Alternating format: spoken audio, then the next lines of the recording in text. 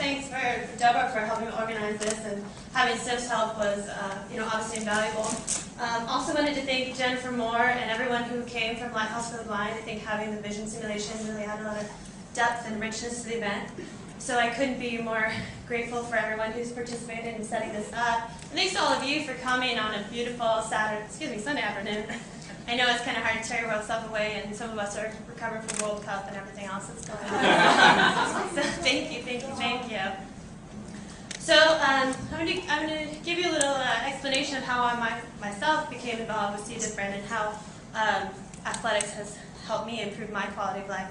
See Different is an organization that provides opportunities for blind athletes to improve their quality of life through success in athletics. I myself had a brain tumor in 1986, which caused the loss of some of my vision, and then later, through some post-operative scarring and some medication that had gone awry, I lost largely the remainder of my vision. As you imagine, as a 14-year-old, it's a very tender age, more or less to have like a real-life, big crisis-type problem. It does kind of shape who you are as a person, and certainly caused me to kind of enter into a depression, a hole, if you will. I had gone from being a star athlete and from being tremendously successful in academics. I was on the fast track to graduate. I had planned on graduating at the age of 16 overnight to being a person who couldn't identify numbers, couldn't read, couldn't write. I struggled badly to decipher CJ and run. It was a troubling time, as you might imagine. I felt like I'd seen all of my own potential and all of my own ambition, and everything that I had going for me kind of blew up in my face. When you're 14, that's very hard to take, and I felt very much without a lifeline. Very much without a lifeline. I continued on that path for several years. There's a downward spiral. And everyone uses the expression rock bottom. And here's my personal take on rock bottom. There is no such thing as rock bottom. When you are on a downward spiral like that, you can always get worse.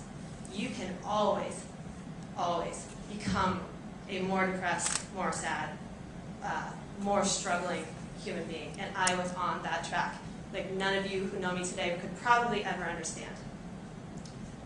So, obviously, those of you who know me know there's, in the last 15 years, obviously been some change, right? Obviously, something's different today than then. So here's what happened. The change is this.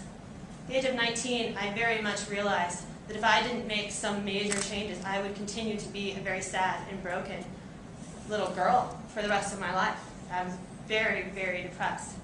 So I had been spoon-fed the idea that a person living with severe disability stood no chance of making a meaningful contribution to the world around them.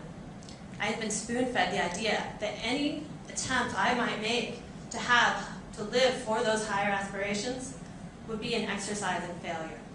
I heard that term, exercise in failure, repeated over and over and over.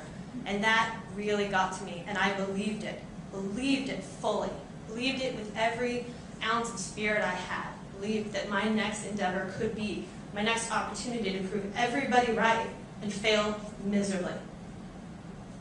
But I determined that I would rather be a person who failed gracefully than a person who didn't try.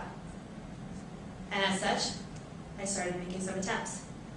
I ran my first mile. I was ecstatic and very much surprised that nothing really bad had happened. And then I ran my first half marathon. And I was really excited about the fact that no one who I had trained with kept my pace. None of my guides were with me after the 4th mile. None of them, not a single one of them, kept up with me. And that was pretty cool. And then I ran my first marathon, and I was absolutely certain this is no exercise in failure. Not one single thing about this is an exercise in failure. And I felt that self-esteem. That was my first moment in time where I knew that all of that ambition and all of that potential that I had was not lost. I'm a little bit of a convert when it comes to the See Different Foundation. I have in the past, I have done fundraisers for parents without insurance. I have done fundraisers for clean water access in third world countries. I have done volunteer tours with children in the Philippines, with severely disabled children in Peru. And the reason why I became involved with the C. Different Foundation is that I believe myself to be a testament of the fact that quality of life matters. Quality of life means something. And it is my success in athletics that has allowed me the opportunity to have that quality of life. In 2 days from today, I will do my first Ironman, or attempt my first Ironman, we'll say.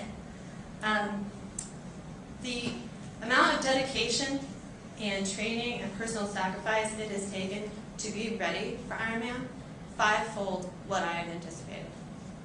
But my feeling is, if all of that dedication and all of that personal exhaustion and all of the time spent goes to help even one blind athlete find the same sense of empowerment that I myself have found, then that will all have been worthwhile. So people come to me. Very frequently I've had people come to me and they ask, what do you have to prove? And I think about it because that's an interesting question.